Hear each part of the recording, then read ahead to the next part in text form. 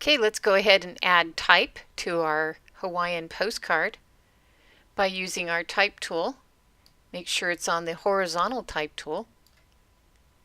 And up here in your options bar, I'm using Birch Standard, Regular, 32 points.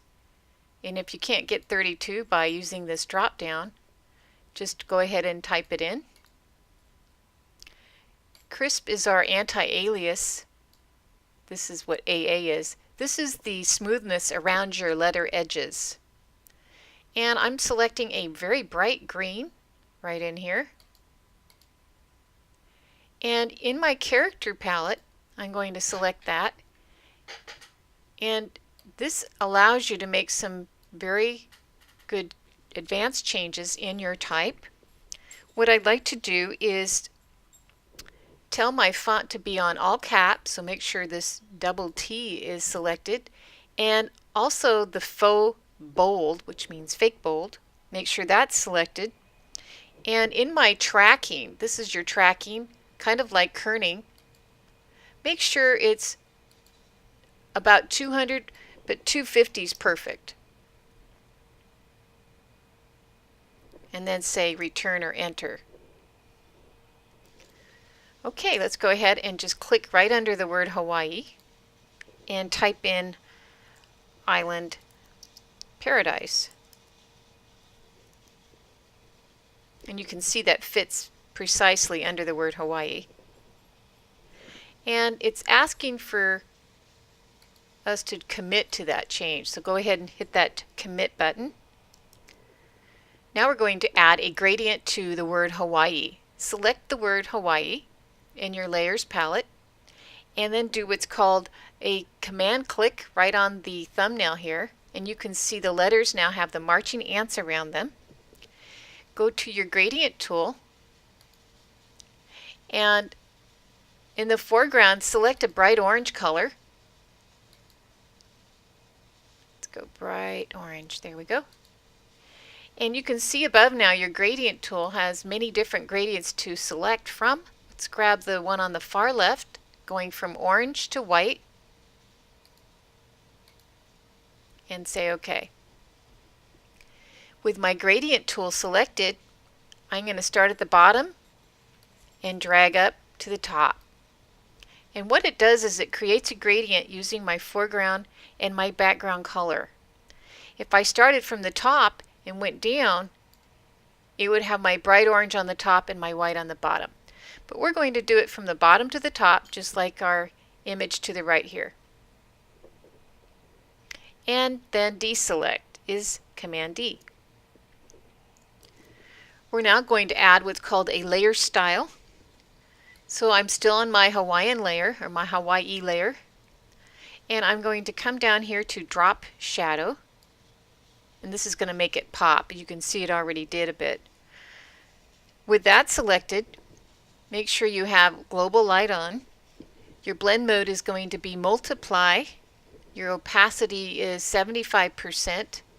Your angle is 78 degrees.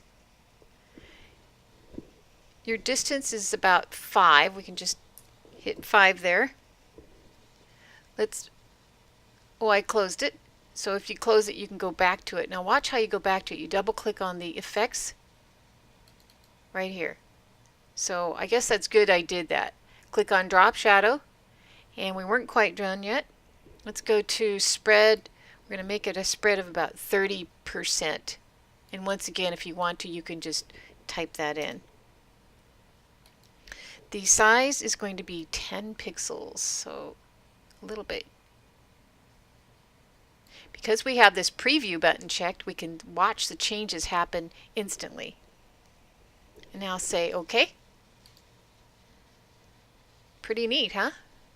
Now what we're going to do is take the style that we just put on the word Hawaii and put it on the words Island Paradise. Now watch this. This is very cool.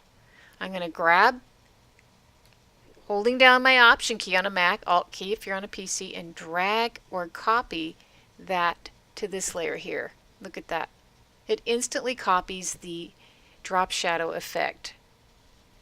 Now, I don't think I hold down my Option key hard enough or something, because it actually didn't copy it. So there it did. So you can see how easy it is to copy effects from one layer to another. We're going to do one more effect on the word Hawaii. Clicking on it to select it, coming down here, we're going to do a stroke, and we're going to select a grassy green, one of these bright greens here, right about there. Say OK. And the stroke size is going to be, about 6. And it's going to be outside, normal, 100%. And say OK.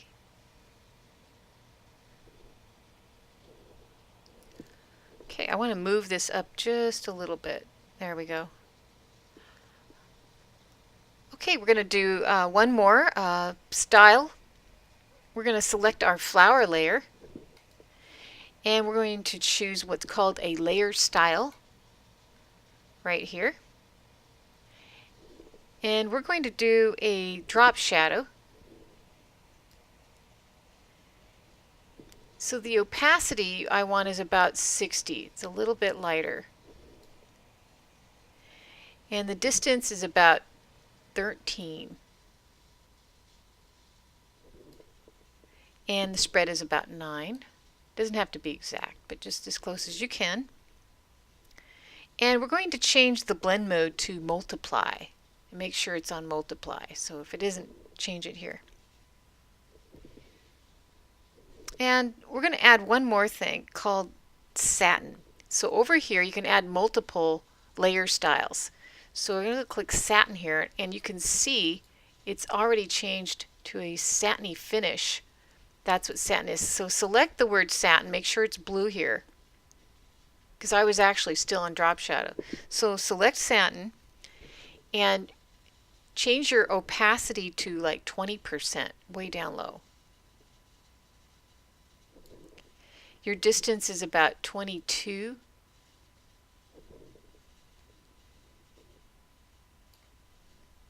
And we'll leave the rest the same. Now let's say OK. We need to pick, we need to pick a color here that's close to this, otherwise it's going to have this black overlay on it. There we go. OK. And so that's our drop shadow and satin effect on our flower. Let's go ahead and add these beautiful clouds behind here. Now what we're going to do is select our background layer and add a new layer right above it. And we're going to choose a nice sky blue color here. Something pretty. Let's get a, I'll let you decide, blue. There we go. And we're going to go up to our filter menu and drop down to render clouds. Voila. Isn't that nifty? It made clouds for us. Okay, we're going to grab the postage layer here and just grab it and make sure, let me turn this off. You kind of want to reposition it so it looks like your end file here. So I'm going to just try to grab it. There we go. And I'm just kind of trying to make it look like the end file, so as much as I can. Doesn't have to be perfect. There we go. And we're going to add one more layer to this. It's going to be our border layer. So right above this layer, we're going to click once and add new layer. And we're going to select all, Command A. Then we're going to go up to our select menu and drop down to modify border. And the width is going to be 10 pixels. So you can see the border it's going to put in. Now let's flip our white and make sure it's in the front or foreground by hitting these two arrows here on our switch foreground background color. And hit our edit fill with foreground color. And if it didn't do it, let's go ahead and hit, what I do is I do my Option Delete. That seems to work better. And let's pull this up a little higher, and there we go. We'll call this border and deselect. And that is about it. And you can look at them side by side and you can see if they're pretty much the same, and I think they're pretty close. So what you want to do now is what we call flattening. So I'm going to get my layers back up. Where did they go? Sometimes I have to go to my workspace and reset my essentials. So if you lose your layers, you can do it that way. What I want to do is flatten them. Click here and go to Flatten Image, and that makes all the layers on one background layer. Now, this shouldn't be called your working file anymore. I would rename it. I would save it as my 04 flat so that I have two different files and it won't replace my working file. So that's what I would do, is save one flat, you send that to the client as a JPEG, and you keep your working file to make all your changes on. So we've created a colorful, attractive postcard. And this lesson only begins to explore the vast possibilities and flexibility you gain when you master the art of using Photoshop layers.